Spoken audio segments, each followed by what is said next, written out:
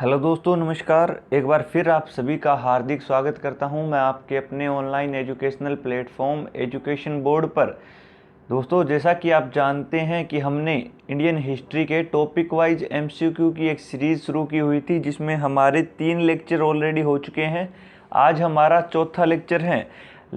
Last 3 lecture में हमने Indus valley civilisation से बनने वाले सारे के सारे महत्वपूर्ण क्वेश्चनों को कवर कर लिया था।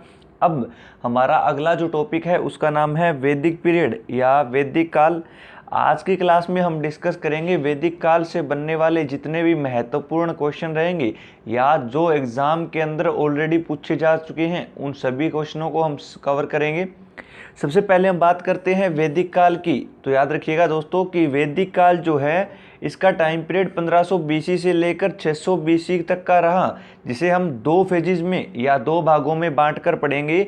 जिसमें एक कहलाएगा ऋग्वैदिक काल, जिसका टाइम पीरियड 1500 बीसी से लेकर 1000 बीसी तक रहेगा, और दूसरा हम पढ़ेंगे उत्तर वैदिक काल, जिसमें हम 1000 बीसी से 600 बीसी के बीच में बात करने वाले हैं।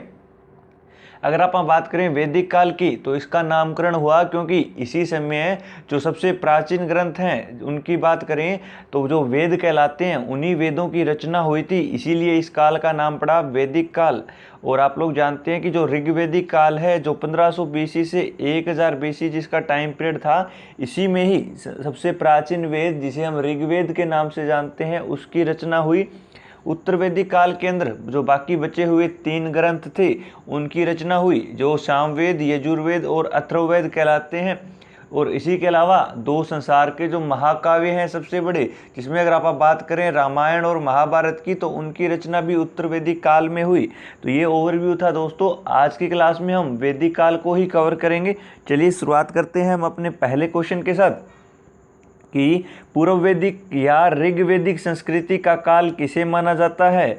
तो अगर आप बात करें पूर्व वैदिक या ऋग्वैदिक संस्कृति का काल, तो अभी मैंने बताया कि हम वैदिक काल को 2 फेजेज में डिवाइड करेंगे, जिसमें जो पहला काल होगा वो ऋग्वैदिक काल होगा, जिसका टाइम पीरियड 1500 से 1000 बीसी माना जाएगा, जिसे बीसी को हम हिंदी में ईस्वी पूर्व या इंग्लिश में जिसे हम बीसी बोलते हैं। बीसी का मतलब होता है बिफोर क्राइस्ट।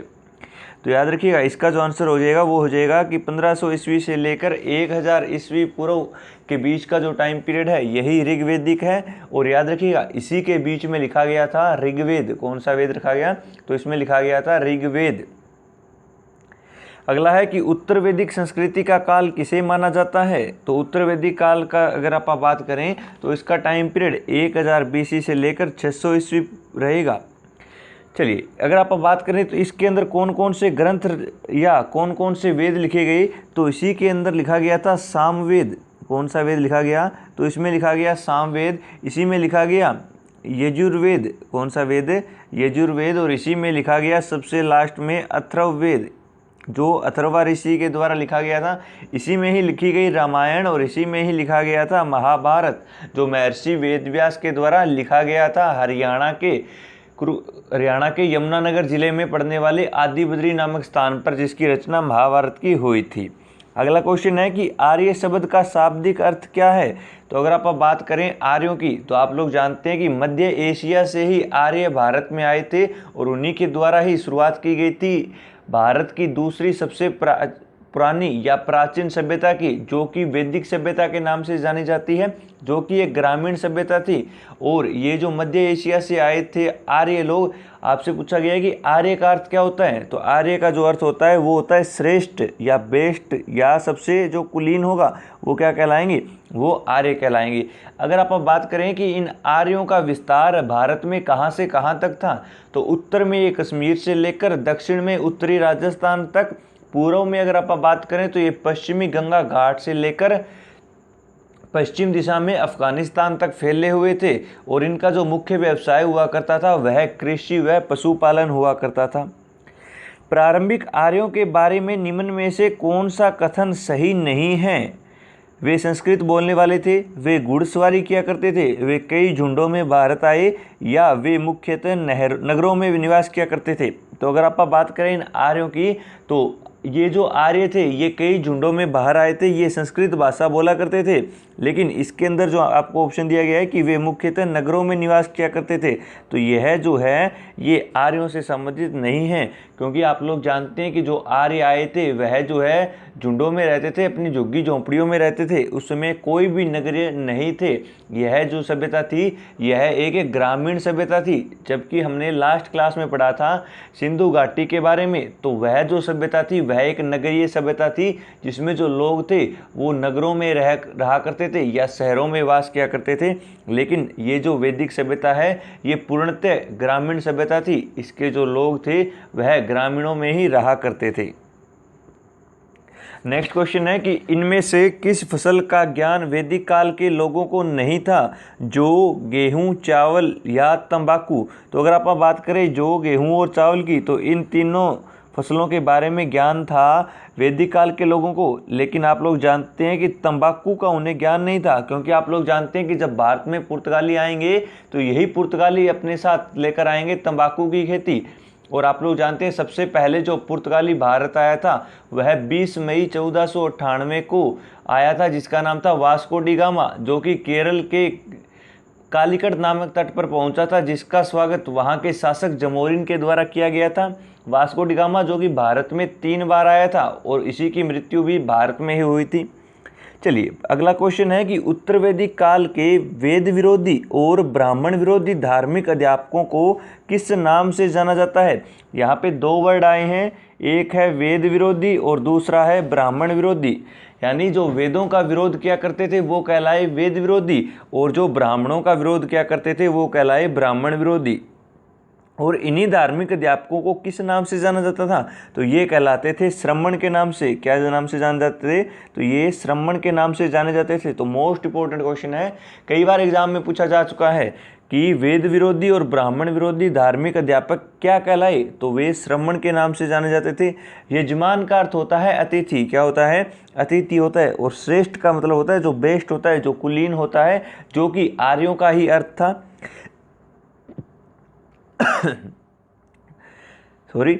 अगला क्वेश्चन है कि वैदिक गणित का महत्वपूर्ण अंग है शतपथ ब्राह्मण, अथर्ववेद, शुल्क सूत्र, छांदोग्य उपनिषद। तो अगर आप बात करें वैदिक गणित की, तो उससे पहले हम समझते हैं शतपथ ब्राह्मण के बारे में। तो आप लोग जानते हैं कि जो ब्राह्मण ग्रंथ लिखे गए थे उन्हीं में ही क्या था, एक शतपथ होता था। और यह किसका भाग था, तो यह भाग था यजुर्वेद का। अथर्ववेद एक वेद है जो सबसे अंत में लिखा गया, जिसमें जादू टोने से संबंधित बातें हैं। तो याद रखिएगा जो वैदिक गणित है यह किससे संबंधित है, तो यह सुलभ सूत्र से संबंधित है। किससे संबंधित है, सुलभ सूत्र से। अगर आप बात करें छांदोग्य उपनिषद की, तो उपनिषद का अर्थ होता है गुरु के समीप बैठकर ज्ञान अर्जित करना। और याद रखिएगा इन उपनिषदों की जो संख्या है वो 108 है, और इसी में ही एक हुआ करता था आपका मुंडकोपनिषद, एक था केन उपनिषद और एक था छांदोग्य उपनिषद। और ये जो छांदोग्य उपनिषद है ये हरियाणा के प्राचीन जीवन के बारे में जानकारी देता है, ये भी आप लोग बात याद रखेंगे। अगला क्वेश्चन है कि किस वेद में प्राचीन वैदिक युग की संस्कृति के बारे में सूचना दी गई है, ऋग्वेद में, यजुर्वेद में, अथर्ववेद में या सामवेद में। तो आप याद रखेंगे कि वैदिक युग की जो संस्कृति है इसके बारे में जो जानकारी देता है वो कौन सा वेद है, वो है ऋग्वेद। अगर आप बात करें ऋग्वेद की, तो याद रखिएगा ये जो ऋग्वेद है इसी का ही अर्थ होता है ऋचाओं का संग्रह। और ऋचाएँ क्या होती हैं, ऋचाएँ होते हैं मंत्र। यानी ऋग्वेद के अंदर क्या है, सारे के सारे मंत्र हैं। ऋग्वेद को 3 भागों में बांटा गया है, जिसमें मंडल है, सुक्कत है और मंत्र हैं। जिसमें अगर आप बात करें मंडलों की, तो इसके अंदर 10 मंडल हैं, 1028 सुक्कत हैं और 10,462 ऋचा या मंत्र हैं। आपसे पूछा जाएगा बताइए ऋग्वेद के अंदर सबसे नए मंडल कौन कौन से हैं, तो ऋग्वेद का जो पहला मंडल है और पहले के साथ साथ कौन सा 10वां जो मंडल है, ये दोनों नए मंडल है। लेकिन आपसे पूछे जाएं पुराने मंडल, तो आप आंसर करेंगे कि दूसरे से लेकर 7वें मंडल तक ये सारे के सारे ऋग्वेद के पुराने मंडल हैं। वेदों के संकलन करता थे महर्षि वेदव्यास। आपसे मोस्ट इंपोर्टेंट क्वेश्चन पूछा जा सकता है कि बताइए ऋग्वेद पढ़ने वाला व्यक्ति क्या कहलाता है, तो ऋग्वेद पढ़ने वाला व्यक्ति कहलाएगा होत्री या होत्रा। इसी ऋग्वेद के 2 ब्राह्मण ग्रंथ हैं, एक है ऐत्रेय और दूसरा है कौशितकी। अगर आप बात करें ऋग्वेद के मंडलों में तो याद रखिएगा इसका जो तीसरा मंडल है वह मोस्ट इंपॉर्टेंट है, क्योंकि तीसरे मंडल के अंदर ही जिसकी रचना विश्वामित्र ने की थी, इसी के अंदर है गायत्री मंत्र, जो कि सावित्री को समर्पित है। आप लोग जानते हो कि सूर्य की स्तुति करने के लिए ही गायत्री मंत्र का उच्चारण किया जाता है, जिसमें हम बात करते हैं ओम भूर्भुवस्सुवः तत्सवितुर्वरेण्यं भर्गो देवस्य धीमहि धियो यो न प्रचोदयात्। तो ये गायत्री मंत्र जो है जिसकी रचना विश्वामित्र के द्वारा ही की गई, जो सावित्री को समर्पित किया गया, ये ऋग्वेद के तीसरे मंडल में ही लिखा गया है। उसके अलावा अगर आप बात करें तो ऋग्वेद का 7वां मंडल, जिसके अंदर एक युद्ध का वर्णन आता है जिसका नाम है दशराग्य युद्ध, जो पुरुषणी नदी के किनारे लड़ा गया, जो नदी वर्तमान में रावी के नाम से जानी जाती है। और इसी के अंदर भरत वंश के एक शासक जिसका नाम था सुदास, और उसी के सामने 10 राजाओं ने युद्ध लड़ा, जिसमें था त्रसदस्यु, जिसमें सुदास की विजय हुई। तो ये सारी की सारी बातें भी ऋग्वेद के 7वें मंडल में कही गई है। चलिए बढ़ते हैं अगले क्वेश्चन की ओर कि निम्नलिखित में से उत्तर वैदिक काल में लिखे गए ग्रंथों का सही क्रम कौन सा है। तो अगर आप बात करें उत्तर वैदिक काल की, तो उत्तर वैदिक काल का मैंने टाइम पीरियड बताया कि 1000 से लेकर 600 BC के बीच का जो टाइम पीरियड था यही है उत्तर वैदिक काल, जिसके अंदर सामवेद, यजुर्वेद, अथर्ववेद की रचना हुई। इसके अलावा महाभारत और रामायण की रचना इसी काल में हुई थी। तो इसके अंदर जो ग्रंथ लिखे गए थे उनका जो सही क्रम है वो कौन सा है। तो याद रखिएगा सबसे पहले लिखे गए थे वेद, वेदों के बाद लिखे गए थे ब्राह्मण, क्योंकि वेदों को संस्कृत में लिखा गया लेकिन उन्हें समझने के लिए ही किसकी रचना हुई, ब्राह्मणों की रचना हुई। उसके बाद लिखे गए आरण्यक और उसके बाद लिखे गए थे उपनिषद। तो इसका जो राइट आंसर है वो हो जाएगा ए ऑप्शन, यानी सबसे पहले वेदों की रचना हुई। वेद जो विद धातु से बना है जिसका अर्थ होता है ज्ञान। अगर आप बात करें ब्राह्मण की, तो जो ब्रह्मा को जानता है वही क्या है, ब्राह्मण, ब्रह्मा जानाति ब्राह्मणम। अगर आप बात करें आरण्यक की, तो अरण्य का अर्थ होता है जंगल, यानी जंगलों में बैठकर जो ग्रंथ लिखे गए वो आरण्यक कहलाए। और उसके बाद रचना हुई उपनिषदों की, और उपनिषद का अर्थ होता है गुरु के समीप बैठकर ज्ञान अर्जित करना, जिसमें अगर आप बात करें उपनिषदों की संख्या 108 है, जिसमें से 12 उपनिषद जो है वो प्रमाणित हैं। अगर आप बात करें मुंडकोपनिषद की, तो इसी मुंडकोपनिषद से लिया गया है सत्यमेव जयते। दूसरा उपनिषद याद रखेंगे मांडुक्य उपनिषद, जिसमें से लिया गया है सत्यम शिवम सुंदरम। और तीसरा आप लोग याद रखेंगे कठोपनिषद, जिसके अंदर यमराज और नचिकेता के बीच में जो बहस हुई थी उसका वर्णन किया गया है। तो मोस्ट इंपॉर्टेंट क्वेश्चन अगर उपनिषद से बना तो यही बनेगा, बताइए सत्यमेव जयते कहाँ से लिया गया है। तो आंसर करेंगे मुंडकोपनिषद से लिया गया है सत्यमेव जयते। चलिए दोस्तों अगला क्वेश्चन है कि वेदों की संख्या कितनी है। तो आप लोग जानते हैं वेदों की जो संख्या है वो कितनी है, 4 है। जिसमें कौन कौन से, सबसे पहला लिखा गया ऋग्वेद, दूसरा सामवेद, तीसरा यजुर्वेद और चौथा लिखा गया अथर्ववेद।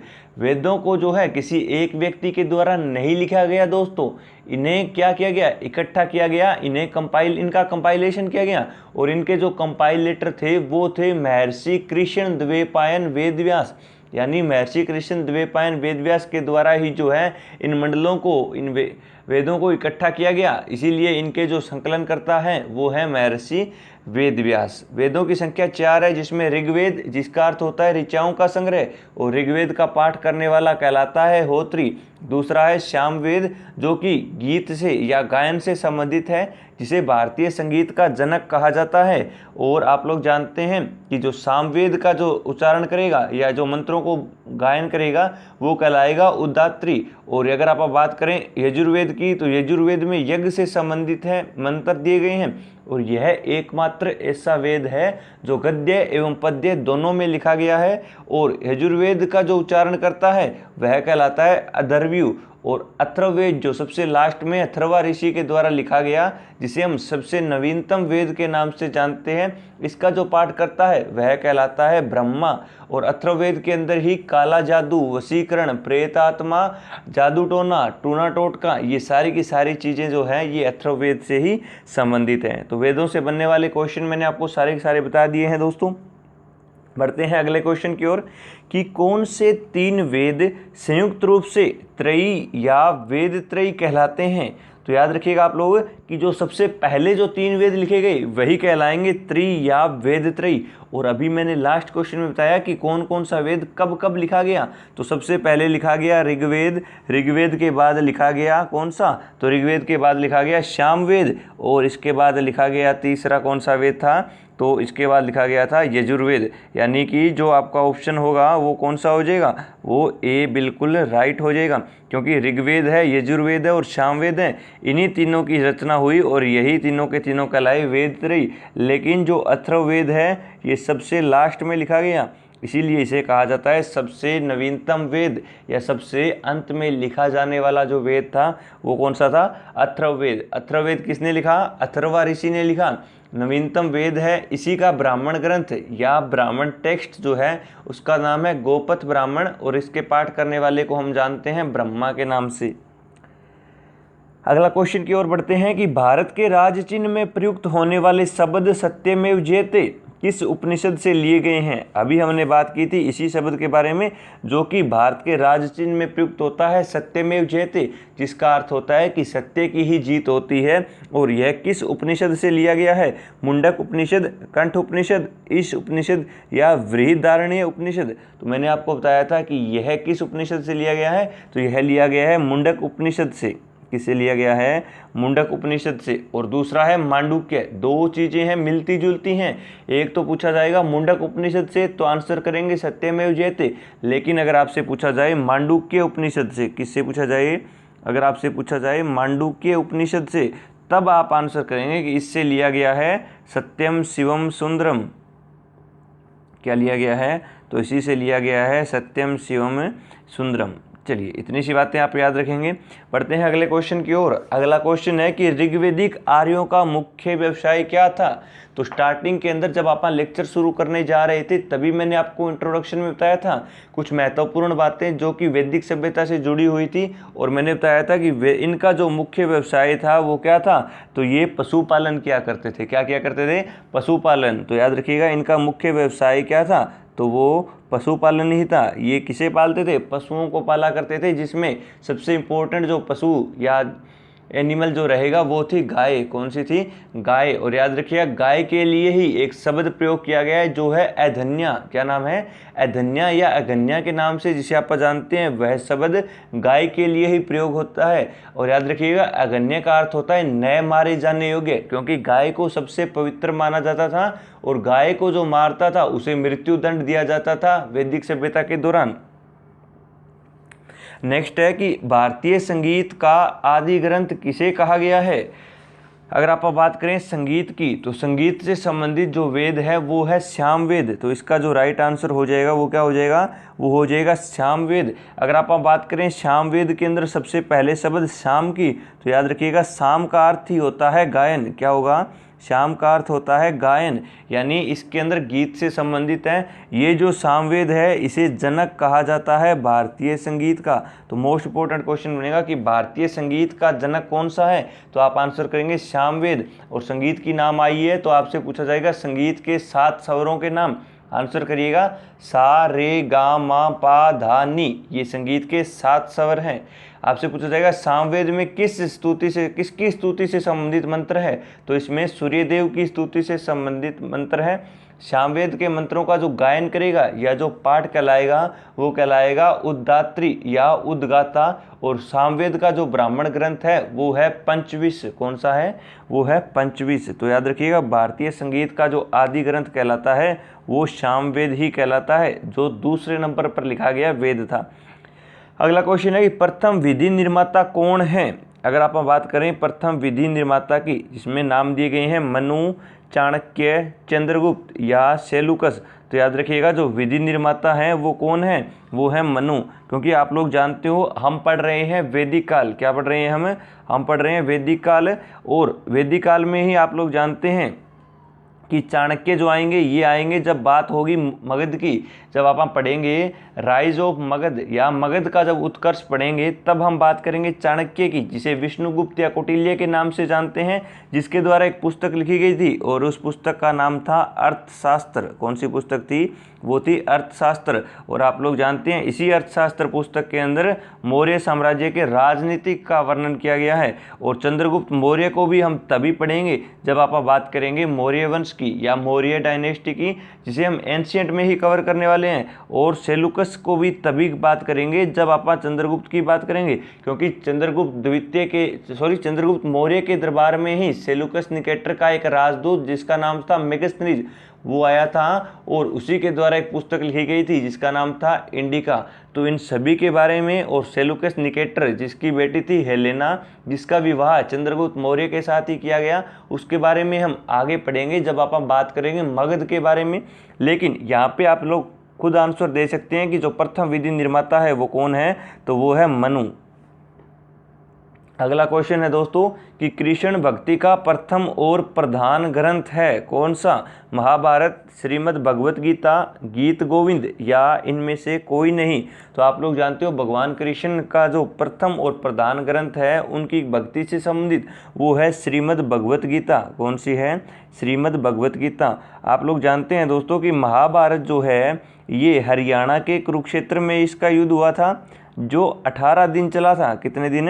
18 दिन। और इन्हीं 18 दिनों को कहा गया 18 अध्याय, या इन्हें कहा जाता है पर्व। तो आपसे क्वेश्चन पूछा जाता है, बताइए जो महाभारत का युद्ध 18 दिनों तक चला था इन्हें क्या कहा गया? तो इन्हें 18 पर्व कहा गया है, 18 चैप्टरों में इन्हें लिखा गया है। अगर आप बात करें श्रीमद् भगवत गीता की, तो जो छठा अध्याय लिखा गया महाभारत का, या इसका जो छठा चैप्टर लिखा गया, इसी छठे चैप्टर के अंदर श्रीमद् भगवत गीता का वर्णन है, जिसका ज्ञान हरियाणा के कुरुक्षेत्र में पड़ने वाले ज्योतिषर में एक वट वृक्ष या एक बरगद का पेड़ है, उसी बरगद के पेड़ के नीचे श्री कृष्ण के द्वारा अर्जुन को गीता का सार या गीता का उपदेश दिया गया था। तो कई बार क्वेश्चन पूछा जाता है, बताइए गीता का उपदेश कहाँ पर दिया गया? तो कुरुक्षेत्र के ज्योतिषर नामक स्थान पर आपसे पूछा जाएगा, बताइए श्रीमद् भगवत गीता जो है यह किस पर्व में लिखी गई है? तो आप आंसर करेंगे यह छठे पर्व में लिखी गई है। महाभारत की रचना किसने की थी? तो यह की गई थी महर्षि वेद व्यास के द्वारा। महाभारत जो लिखी गई थी यह लिखी गई थी भगवान शिव के छोटे पुत्र, जिन्हें आप लोग गणेश के नाम से जानते हैं, उन्हीं के द्वारा मोरपंख से लिखी गई थी महाभारत। महाभारत का ही दूसरा नाम है जय संहिता, या इसे हम संसार का 5वां वेद या पंचम वेद बोलते हैं। इसी का ही तीसरा नाम है सत सहस्त्री। क्या नाम है? सत सहस्त्री। तो श्रीमद् भगवत गीता इंपॉर्टेंट है, सारे की सारी बातें हमने बता दी हैं। आपसे पूछा जाएगा, बताइए श्रीमद् भगवत गीता का सार क्या है? तो इसके अंदर कहा गया है कि कर्म करो, फल की इच्छा मत करो, कर्मण्येवाधिकारस्ते मा फलेषु कदाचन। ये गीता का सार है। चलिए दोस्तों बढ़ते हैं अगले क्वेश्चन की ओर कि ऋग्वेद में संपत्ति का प्रमुख रूप क्या है? गोधन, भूमि, ए एवं बी दोनों, इनमें से कोई नहीं। अगर आप बात करें वैदिक सभ्यता की, और वैदिक सभ्यता में जब रचना हुई ऋग्वेद की, तो इसी ऋग्वेद में कहा गया है कि जो वैदिक सभ्यता के लोग थे या जो आर्य थे वो सिर्फ और सिर्फ लड़ा करते थे, या जो युद्ध होते थे उनका मुख्य कारण ही था गो। क्या थी? गो या गाय थी। तो इसके अंदर जो राइट आंसर होगा वो हो जाएगा गोधन। यानी ये जो लोग थे, इनके जो कबीले थे, इनके बीच जब भी आपस में लड़ाई हुआ करती थी तो लड़ाई के अंदर ये नहीं था कि वो एक दूसरे की धन दौलत लौट कर जाया करते थे, लेकिन उस समय इतनी धन दौलत भी नहीं थी। इनका जो मुख्य धन था वो गाय ही हुआ करती थी। जब दो झुंडों के बीच में आपस में लड़ाई हुई तो जो जीत जाता था वह उसकी गाय जितनी भी होती थी उन्हें अपने साथ लेकर जाता था। तो इनकी जो मुख्य संपत्ति थी वो क्या थी? वो गाय ही थी। और मैंने बताया गाय के लिए ही शब्द प्रयोग हुआ है जिसका नाम है अधन्या, जिसे न मारे जाने योग्य बताया गया है। ऋग्वेद के किस मंडल में शूद्र का सबसे पहली बार उल्लेख मिलता है? अगर आप बात करें ऋग्वेद की, तो ऋग्वेद के अंदर मैंने बताया 10 मंडल है, और इन्हीं 10 मंडलों में जो है बात की गई है किसके बारे में? तो शूद्र के बारे में। तो याद रखिएगा कि ऋग्वेद के अंदर जो 10वां मंडल है, इसी 10वें मंडल के अंदर कहा गया है किसके बारे में? शूद्रों के बारे में। कि जो वर्ण व्यवस्था है वह 4 वर्णों में विभाजित थी, जिसमें ब्राह्मण, क्षत्रिय, वैश्य और शूद्र थे। शूद्र जो सबसे निम्न जाति मानी जाती थी उस समय। तो याद रखिएगा कि जो ऋग्वेद का 10वां मंडल है, इसी के अंदर बात आई है या उल्लेख आया है किस चीज़ का, तो इसके अंदर उल्लेख मिला है शूद्र का। तो आपसे पूछा जाएगा, बताइए वर्ण व्यवस्था के बारे में सबसे पहले जानकारी कहाँ से मिली? तो वर्ण व्यवस्था की जानकारी देता है हमें ऋग्वेद, और ऋग्वेद का कौन सा मंडल? 10वां मंडल। वर्ण व्यवस्था में कितने वर्ण थे? 4 वर्ण थे। 4 वर्णों में सबसे पहले याद रखेंगे ब्राह्मण, दूसरा याद रखेंगे क्षत्रिय, तीसरा रखेंगे वैश्य और चौथा याद रखेंगे शूद्र। ब्राह्मण की अगर आप बात करें तो ब्राह्मण जो है ये ब्रह्मा के मुख से उत्पन्न हुए थे, क्षत्रिय जो है ये ब्रह्मा की भुजाओं से, वैश्य जो है ये इनकी जांघों से, और शूद्र जो है ये ब्रह्मा के पैरों से उत्पन्न हुए थे, ऐसा माना जाता है। चलिए दोस्तों, इतनी सी बातें आप याद रखेंगे। पढ़ते हैं अगले क्वेश्चन की ओर कि पुराणों की संख्या कितनी है? तो याद रखिएगा पुराण, सबसे पहले तो हम बात करें पुराण होते क्या हैं। तो पूरा प्लस में अण शब्दों से मिलकर बना एक शब्द जिसे हम पुराण के नाम से जानते हैं, जिसका अर्थ होता है प्राचीन कथा या प्राचीन वृत्तांत। जो पुरानी कथाओं के बारे में जानकारी देगा वो क्या कहलाएगा? वो कहलाएगा पुराण। और याद रखिएगा जो पुराणों की संख्या है वो कितनी है? वो 18 है। कितनी है दोस्तों? 18 पुराणों की संख्या है, जिसमें अगर आप बात करें तो आप लोग जानते हो वामन पुराण है, मत्स्य पुराण है, वायु पुराण है, ये सारे के सारे पुराण हैं, जिसमें 18 पुराण हैं। हमारे लिए जो इम्पोर्टेंट रहेंगे उसमें पुराणों में आप लोग किसको याद रखेंगे? तो आप याद रखेंगे वायु पुराण, दूसरा याद रखेंगे मत्स्य पुराण, तीसरा आप लोग याद रखेंगे वामन पुराण। चलिए बढ़ते हैं हम अगले क्वेश्चन की ओर कि वैदिक धर्म का मुख्य लक्षण इनमें से किसकी उपासना थी? प्रकृति की, पशुपति की, देवी माता की या त्रिमूर्ति की? याद रखिएगा वैदिक धर्म में जो सबसे ज़्यादा जिसकी पूजा की जाती थी या उपासना की जाती थी वो थी प्रकृति। क्या थी? प्रकृति या नेचर की ही वो लोग क्या किया करते थे? पूजा किया करते थे। किस देवता के लिए ऋग्वेद में पुरंदर शब्द का प्रयोग हुआ है? तो याद रखिएगा कि वो देवता कौन सा है जिसके लिए पुरंदर शब्द का प्रयोग किया गया था। इंद्र है, अग्नि है, वरुण है या फिर सोम है? तो आप याद रखेंगे कि ऋग्वेद में जो पुरंदर शब्द का प्रयोग किया गया था यह किया गया है इंद्रदेव के लिए। किसके लिए? इंद्रदेव के लिए। और आप लोग जानते हैं ये जो इंद्रदेव है ये किसके लिए प्रसिद्ध है? ये बरसात या वर्षा के लिए प्रसिद्ध है। तो इसका जो राइट आंसर हो जाएगा वो हो जाएगा इंद्र। इंद्र को ही ऋग्वेद में क्या कहा गया है? तो इन्हें कहा गया है पुरंदर। क्या कहा गया है? इन्हें ही पुरंदर कहा गया है। चलिए अगला है कि सुलभ सूत्र किस विषय से संबंधित है? ज्यामिति, ज्योतिष, गणित या खगोल? तो याद रखिएगा ज्यामिति या ज्योमेट्री से ही संबंध है सुलभ सूत्र। किससे संबंधित है? ज्योमेट्री या ज्यामिति से संबंध है हमारा सुलभ सूत्र। चलिए अस्तोमा सदगम्य कहाँ से लिया गया है? तो अस्तोमा सदगम्य की अगर आप बात करें तो यह भी लिया गया है सबसे प्राचीन वेद, और सबसे प्राचीन वेद है ऋग्वेद, जिसका अर्थ होता है ऋचाओं का संग्रह, या फिर क्या कहेंगे इन्हें? हम कहेंगे जब मंत्रों को इकट्ठा किया गया, जिनकी संख्या 10,462 है, ये सारे के सारे किस में सम्मिलित हैं? ये ऋग्वेद में हैं। और इसी ऋग्वेद से क्या लिया गया है? इसी से लिया गया है अस्तोमा सदगम्य लिया गया है जी। चलिए आर्य भारत में बाहर से आए थे और सर्वप्रथम बसे थे। मैंने क्लास के स्टार्टिंग में ये बताया था कि आर्य जो हैं ये भारत के निवासी नहीं थे, ये बाहर से आए थे। और बाहर से आए थे, कहाँ से आए थे? ये आए थे मध्य एशिया से। कहाँ से आए थे? तो ये आए थे मध्य एशिया से। और मध्य एशिया से सबसे पहले कहाँ पर आकर बसे थे? ये आकर बसे थे सबसे पहले सिंध वाले क्षेत्र में, जो सप्त सिंधु क्षेत्र के नाम से जाना जाता था। और फिर ये पंजाब में, पंजाब से धीरे धीरे ये हरियाणा और गंगा घाटी के क्षेत्र में जब ये बसने लगे तो इन्हीं को ही नाम पर पड़ा, जिसको हम आर्य के नाम से जानते हैं। और हरियाणा में जब आर्य आकर बसे तो इसका नाम पड़ा आर्याना, जो शब्द रखा गया था डॉक्टर HR गुप्ता के द्वारा। अगर आप बात करें आर्य कहाँ से आए थे, तो ये मध्य एशिया से आए थे। और आपसे पूछा जाएगा किस इतिहासकार ने ये कहा कि आर्य मध्य एशिया से आकर बसे थे, तो आप याद रखेंगे मैक्स मुलर। किसका नाम याद रखेंगे? तो आप नाम याद रखिएगा मैक्स मुलर के अनुसार आर्य जो है ये मध्य एशिया से भारत में आए थे। लेकिन अगर आपसे पूछ लिया जाए बाल गंगाधर तिलक के अनुसार ये कहाँ से आए थे, तो आप आंसर करेंगे ये उत्तरी ध्रुव से आए थे। और अगर आपसे पूछ लिया जाए दयानंद सरस्वती का क्या मत था आर्यों को लेकर, तब आप आंसर करेंगे कि ये तिब्बत से आए थे, ये बात कही थी दयानंद सरस्वती ने। लेकिन जो राइट आंसर माना जाएगा वो यही कि मैक्स मुल्लर ने कहा था कि वो मध्य एशिया से आए थे। लेकिन कई बार वह इस तरह एग्जामिनर आपको स्टेटमेंट देगा, बताइए आर्य उत्तरी ध्रुव से आए थे, यह कथन किसका है, तो आप आंसर करेंगे बाल गंगाधर तिलक का। आर्य जो है ये तिब्बत से भारत में आए थे, यह कथन किसका है, तो यह है दयानंद सरस्वती का। तो आपको याद रखनी है। लेकिन आर्य भारत में आए और सर्वप्रथम बसे कहाँ पर थे, तो वो सबसे पहले बसे थे पंजाब वाले क्षेत्र में। तो इसका राइट आंसर क्या हो जाएगा, वो हो जाएगा पंजाब।